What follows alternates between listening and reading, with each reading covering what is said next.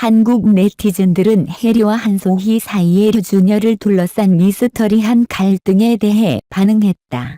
인터넷에서는 한 남자를 둘러싼 두 여배우 사이의 미스테리한 갈등에 대한 소문으로 북적였다. 3월 15일 해리는 인스타그램에 웃기네라는 암호 같은 메시지를 올려 많은 팬들과 네티즌들이 온라인에서 이야기를 나누었다. 많은 사람들은 해리의 메시지를 최근의 류준열과 한송희의 열애설에 대한 응답으로 본다. 이는 연예계에 소란을 일으키고 있다. 류준열과 한송희는 열애설을 부인했지만 두 사람이 하와이에서 함께 발견된 보도가 있었다. 이 메시지 이후 많은 네티즌들은 해리가 인스타그램에서 류준열을 언팔로우했다는 것을 알게 되었고 이로써 그들의 이별의 이유에 대한 추측이 더욱 강화되었다. 이야기는 한송희가 인스타그램에 해리의 암호적인 메시지에 대한 응답으로 보이는 메시지를 올린 것으로 더욱 흥미롭게 되었다. 한송희는 다른 사람들의 관계에 관여하지 않았으며 류준열과의 열애설을 부인했다. 메시지의 끝에 한송희는 나도 그것을 웃긴다고 써서 많은 네티즌들이 이것이 해리의 메시지에 대한 응답임을 확신하게 했다. 곧 다양한 온라인 커뮤니티는 이 두 여배우 사이의 최신 갈등에 대한 토론으로 가득 찼고 네티즌들은 모든 일의 시간순으로 토론을 전개했다. 한 네티즌은 타임라인을 공유했다. 새벽 3시 류준열과 한송희 사이의 열애설이 하와이에서 함께 발견된 후 등장. 오전 9시 소속사가 공식 성명을 발표함. 둘 다 하와이에 있지만 사생활을 존중해 달라고 요청함. 연애설을 부인하거나 인정하지 않음. 점심시간 토크로 끝날 것으로 생각했지만 시작. 오전 11시 해리가 인스타그램 스토리에 웃기네라고 게시 플러스 해리가 류준열을 언팔로우함. 전개. 온라인 커뮤니티에서는 이를 이별 후 다른 사람과 연애를 시작하는 것으로 추측함. 이를 이별 후 이전 연애라고 함. 위기. 오후 3시경 쓰레기 기자들이 이전이라는 단어를 사용한 기사를 게시함. 정점. 오후 5시 바로 직전. 한송희가 인스타그램 스토리를 게시함. 이전 연애 중이 아니고 나도 그것을 웃긴다. 한송희와 류준열이 처음 만난 것은 해리와 류준열이 이별한 소식 이후 이미 보도됨. 결론. 온라인 커뮤니티는 출근 시간부터 점심시간, 퇴근 시간까지 하루 종일 활활 불타오르고 있음. 아직 진행 중임. 배우 소속사들은 모든 소송 공지를 삭제함.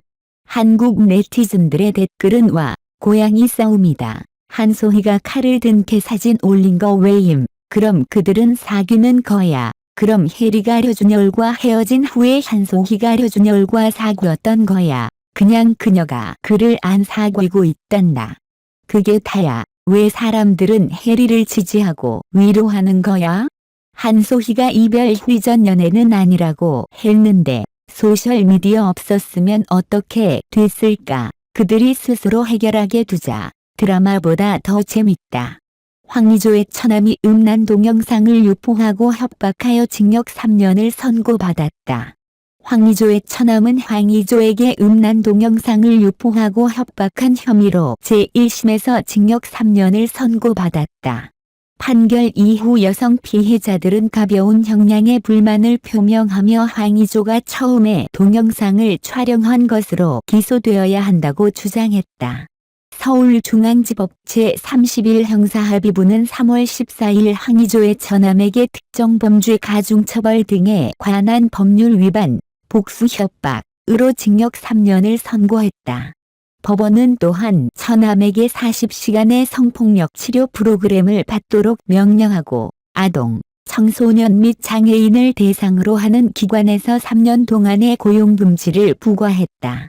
법원은 피해자 황의조가 국가대표 축구선수임을 잘 알면서 피해자의 성적으로 의미 있는 동영상과 사진을 유포했으며 결국 피해자를 협박하고 해당 내용을 소셜미디어에 게시했다고 지적했다. 범행의 심각성은 상당하다. 법원은 덧붙여 하지만 피고인이 조사 단계부터 재판 절차까지 상당 기간 동안 범행을 부인하고 휴대폰 조기화로 증거 수집을 방해했으므로 피고인이 자신의 행동을 진지하게 반성하고 있는 것으로 볼 수 없다고 덧붙였다.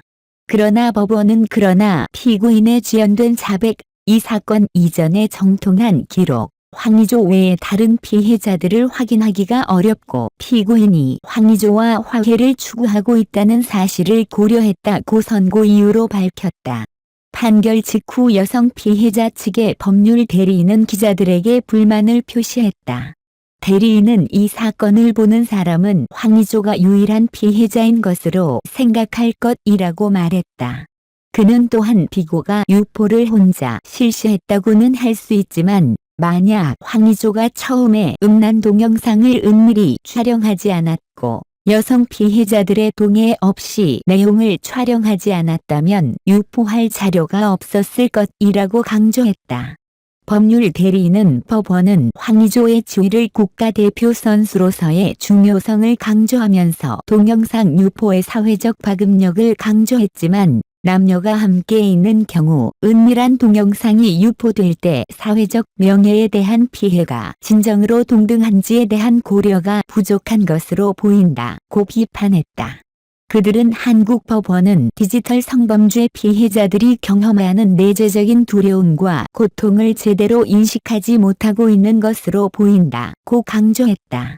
더 나아가 피해자가 겪는 2차적인 피해를 최소화하는 가장 최소한의 방법은 검찰이 황의조를 신속하게 기소하는 것이라고 강조했다. 지난달 8일 서울지방경찰청 사이버수사대는 불법 촬영 및 2차적 범죄 혐의로 수사 중인 황의조를 구속 없이 서울중앙지검에 송치했다. 황의조의 처남이 음란 동영상을 유포하고 협박하여 징역 3년을 선고받았다는 소식에 대해 여러 가지 의견이 제기되고 있다. 이러한 사건은 성범죄와 디지털 범죄의 심각성을 다시 한번 알리는 계기가 되었다. 우선 황의조의 처남에 대한 징역 3년의 형량은 범죄 행위의 심각성을 인정한 결과로 볼 수 있다. 음란 동영상을 유포하고 피해자를 협박한 행위는 심각한 범죄로 간주되며 이에 대한 적절한 처벌이 이루어져야 한다. 또한 이러한 형량은 성범죄 피해자들에 대한 보호를 강화하고 범죄자들에 대한 경고로 작용할 수 있다. 그러나 판결 이후 여성 피해자들의 불만도 무시할 수 없는 문제이다.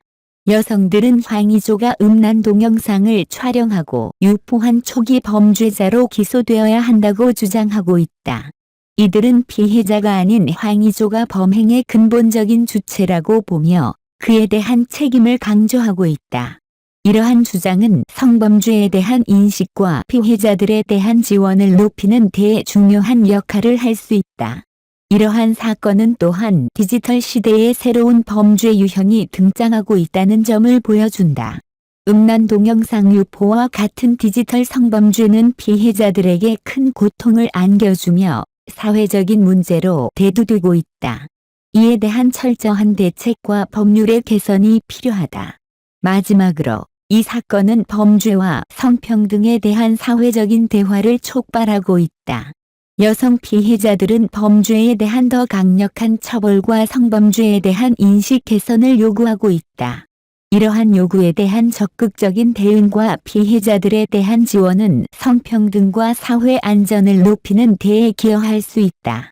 종합적으로 황의조의 처남에 대한 징역 3년 선고는 성범죄와 디지털 범죄에 대한 경고로 받아들여져야 하며 이를 통해 범죄 예방과 피해자 보호에 더 많은 노력이 기울여져야 할 것이다.